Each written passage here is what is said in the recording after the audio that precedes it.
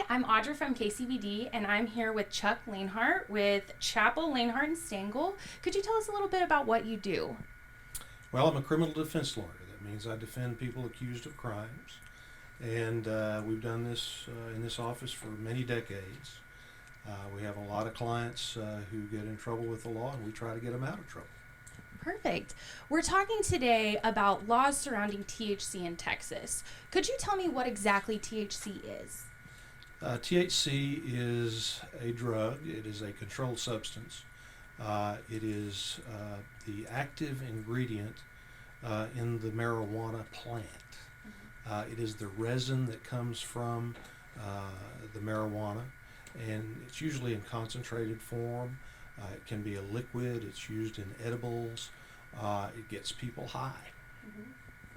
Okay, I understand THC, marijuana, and hemp all come from the same plant. So hemp is not illegal. Could you tell us why? Hemp was illegal until just recently the Texas legislature legalized the possession of hemp. Hemp also comes from the marijuana plant, and hemp has less than 0.3% THC. Hemp is used for rope, it's used for all kinds of other legal things, but it was illegal until just recently. Marijuana and THC are similar substances. Possession of marijuana of anything less than 4 ounces is a misdemeanor, but possession of THC of any amount is a felony. Recently, there's been quite a bit of controversy about the new law legalizing hemp because it's difficult to determine in the laboratory the difference between hemp, marijuana, and THC. And there are very few labs that are equipped to do that testing. And so a lot of jurisdictions simply are not prosecuting THC and marijuana plants at the present time. THC and marijuana prosecutions cases at the present time because there's a problem with analyzing the controlled substance to determine whether it is hemp, marijuana, or THC. Also, there's a little bit of a controversy because a lot of automobile searches involve police dogs who are trained to sniff out drugs. And those sorts of dogs, those breeds of dogs that can do that, that are trained to do that, can't distinguish the difference between hemp, marijuana, and THC.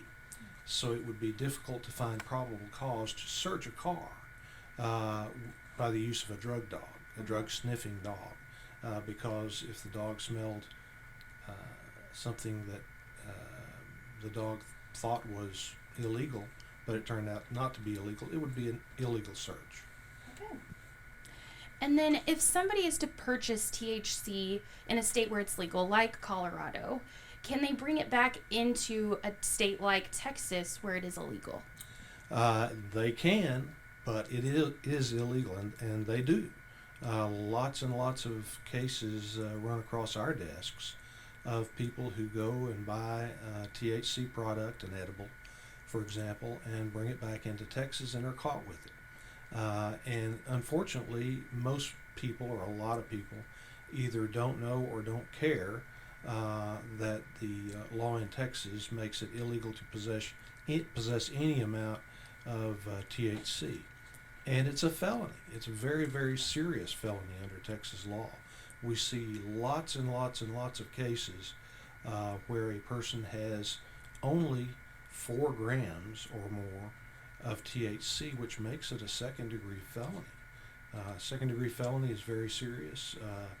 It's on the same level as burglary of a building, burglary of a habitation rather, sexual assault, other serious crimes. You could go to prison anywhere from 2 to 20 years, and you could be fined up to $10,000 for possession of 4 grams or more of THC. Okay. If somebody is in possession of THC in their vehicle and are stopped, can the officer search the vehicle for the THC? Well, the police officer has to have reasonable suspicion, first of all, to stop the car. So that's always the first issue that we looked at. Was there a traffic violation or some other reason for the police officer to detain the person? And then the second question is whether the police officer had probable cause to search the vehicle. There are lots of ways that you can develop probable cause to search a vehicle if you're a police officer. One way is to have a drug-sniffing dog, and we've already talked about the difficulties in that endeavor.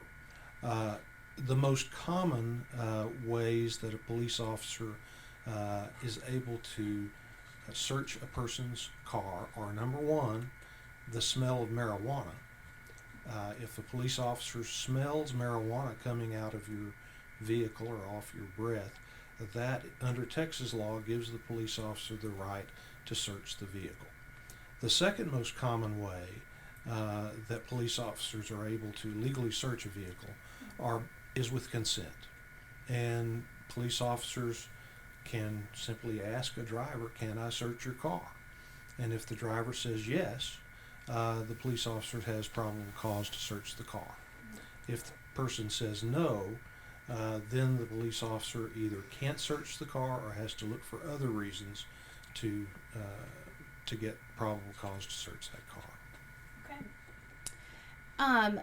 And then we've already kind of discussed drug dogs, but what about police drug dogs? If the drug dog hits on the vehicle, is it considered probable cause? Well, it is for most drugs. There are lots and lots of drugs that people transport. Cocaine is common, heroin is common, methamphetamine is common, and drug dogs are trained to detect those sorts of illegal substances, and that does give a police officer probable cause to search the vehicle. If it's THC under the current law, a police dog is going to have a lot of trouble searching, establishing probable cause for a police officer to search the car for the reasons that we've already stated.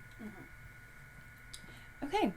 If somebody is guilty of possession of THC, what are some consequences that they could face? As I've already said, the amount of THC that you're in possession of has a lot to do with the possible penalty. The most common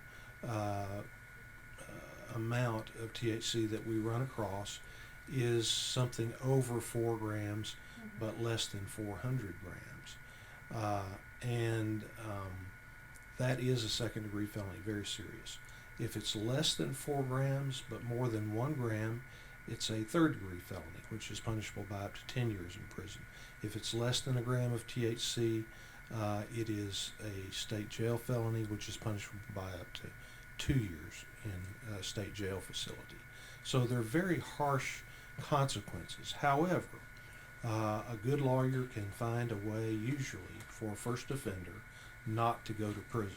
And I could sit here and talk for an hour about all those different kinds of ways that lawyers help clients by using the law and using the facts to have a good outcome on a THC case. And we have one more question here. Oh, I'm sorry, we have a couple more questions. What are some common ways to defend a THC case? Well, we've already discussed a couple of ways. Number one is to find a way to show the prosecution or the judge or a jury that the police officer did not have reasonable suspicion to detain the client. If there was no reasonable suspicion to detain the client, then whatever evidence is found in the search must be excluded from the case, and therefore you don't have a case. The second step, if you can't, if the police officer did have reasonable suspicion to stop the vehicle, the second best way is to find the police officer did not have probable cause to search the vehicle.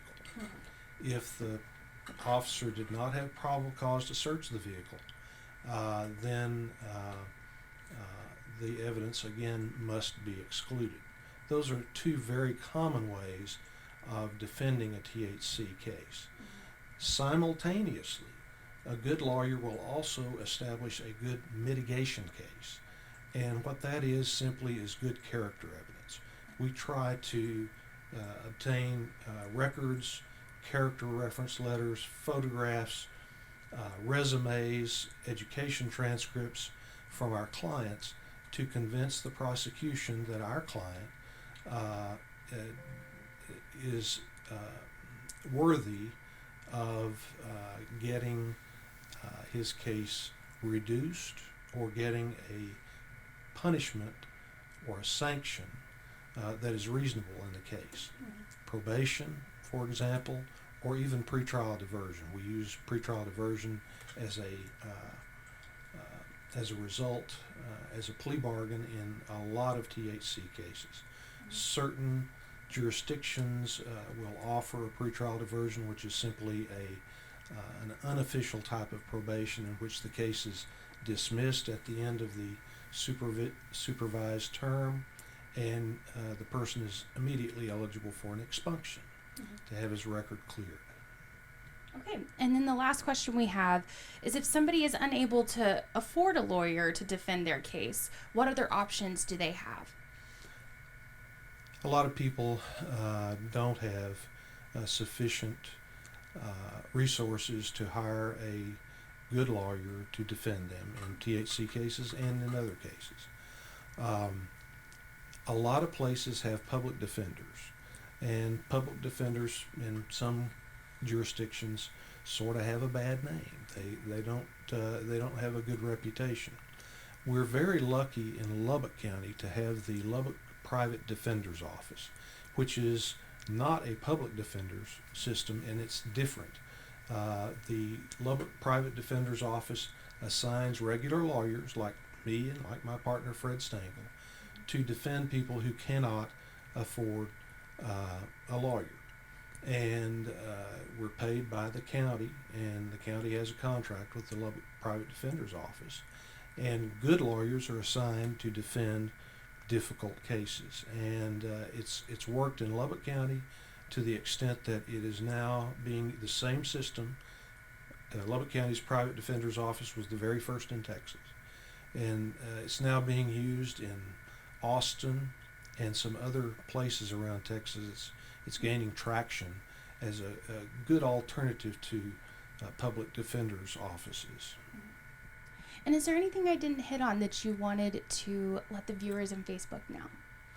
Well, we're here for you. If you need to call us, you call us. We have free initial consultations at Chapel Lane, Hart, Stengel. We have 2 lawyers who are board certified in criminal law by the Texas Board of Legal Specialization. I think we're the only law office in town that has 2 board certified lawyers in criminal law. I've been in practice for 42 years. My partner's been in practice for about 20 years, and we have a wonderful support staff. We return phone calls.